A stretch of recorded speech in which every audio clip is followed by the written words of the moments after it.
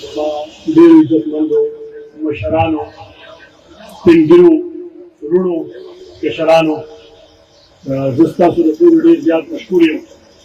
تاسو نن دې غونډې ته راغلي او موږ ته مو دا موقع راکړه چې موږ دلته راشو او تاسو سره یو څو د زړه خبرې وکړو.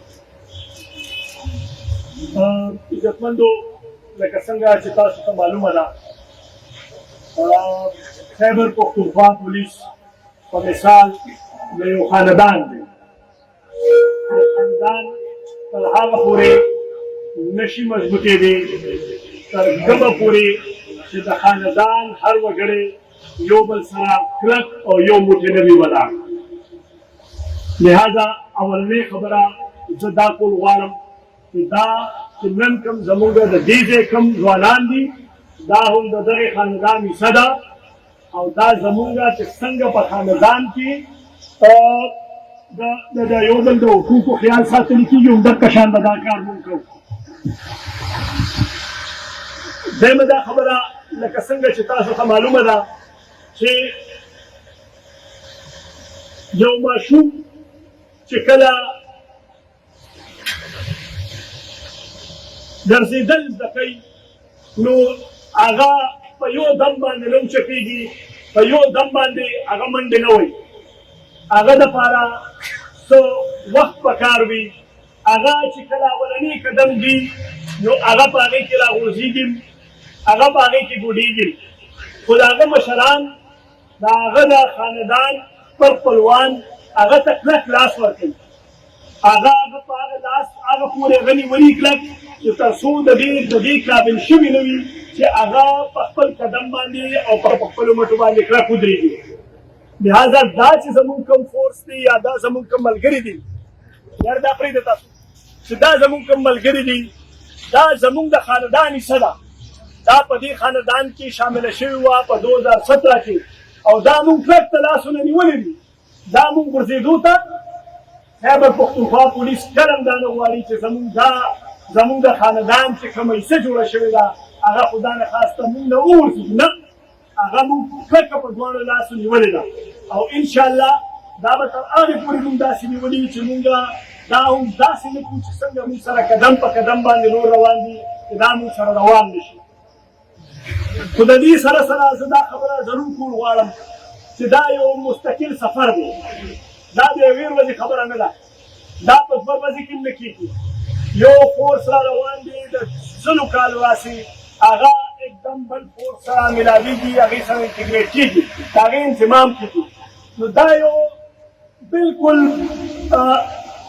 جایزه خبره ده او منل شوې خبره ده چې په دې کې به مسایل هم راځي، په دې کې به ایشوز هم راځي، په دې کې به موږ ته چیلنجز هم راځي.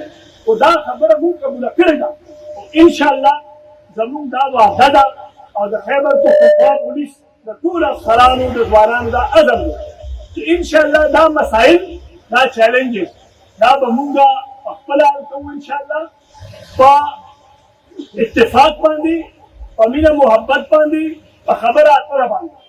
دا به داسې حل کوو چې موږ ته پکې د بار د چا حاجت نه وي. دا د خاندان چې څنګه په خاندان کې خلک ناست وي، د پلار کې د زوی سره، د رور کې د رور سره، د رور کې د خور سره چې مسله جوړه شي، نو هغې خپلو کې کېږي اختلاف رایه جوړه شي، نو هغې خپلو کې کېږي او هغه مسله خپلو کې حل کړي.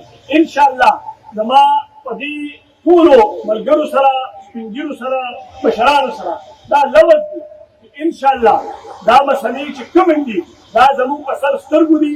او اوس چې موږ راتلو، نو موږ ته زموږ مشر د دې ځای د دې صوبې انسپکټر جنرال اختر حیات صاحب بلکل په کلیر الفاظو کې دا ووایي چې تاسو زما له طرف نه دې مشرانو سره او دې فورس ځوانانو سره دا لوز وکړو چې انشاءالله څنګه چې زما دا نور ټول بچي دي، دا هم زما بچي دي، دا زما د خاندان حصه ده، زه د دې مشر یم.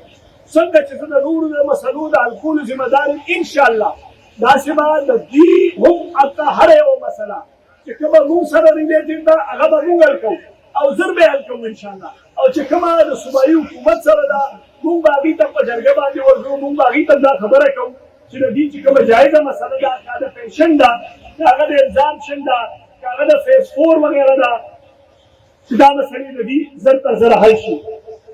په اخر کې زه یو خبره کوم او هغه دا ده چې زموږ چار چاپېره ډېر دښمنان دي، زموږ چار چاپېره ډېر دښمنان دي.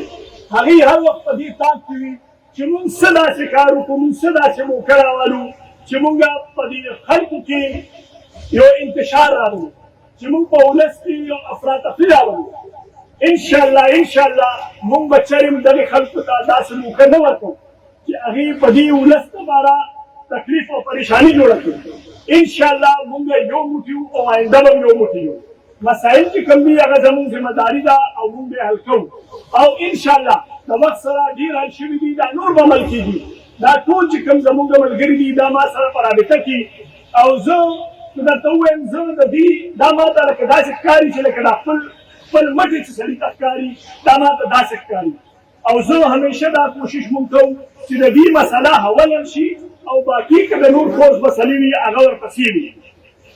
په اخر کې زه صرف یوه خبره کوم مشرانو، او هغه دا او زه د خپل فورس هم دا وایم چې زموږ نه د دې ځای د خلکو ډېر امیدونه دي، د دې ځای د خلکو په موږ باندې ډېر اعتماد دی، ډېره بروسه ده.